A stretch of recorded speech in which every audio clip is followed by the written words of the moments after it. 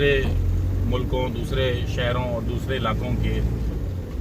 खूबसूरत पौधे ला के लगाते हैं जिनको सारी ज़िंदगी हम पानी देते रहते हैं। अगर हम नेटिव अपने इलाके के प्लांट्स लगाएं तो उनको देखभाल भी कम करनी पड़ेगी और वो हमारे यहाँ पे फ्लोरा एंड फौना को ऐड करेंगे।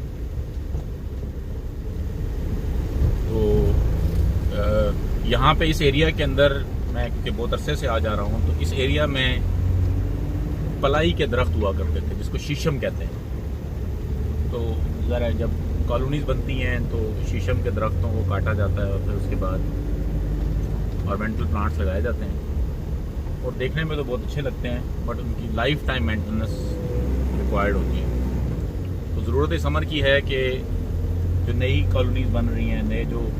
डेवलपमेंट्स हो रही हैं, उसके अंदर नेटिव प्लांट्स को, जो हमारे लोकल प्लांट्स हैं, उनको ज़्यादा जगह दी जाए, उनको ज़्यादा से ज़्यादा प्रमोट किया जाए ताकि हमारा उस इलाके का एक इकोसिस्टम डेवलप हो, वहाँ पे परिंदे आके अपने घोंसले बनाएं और ज़्यादा से ज़्यादा वहाँ पे बेहतर नेचुरल हैबिटेट कायम हो।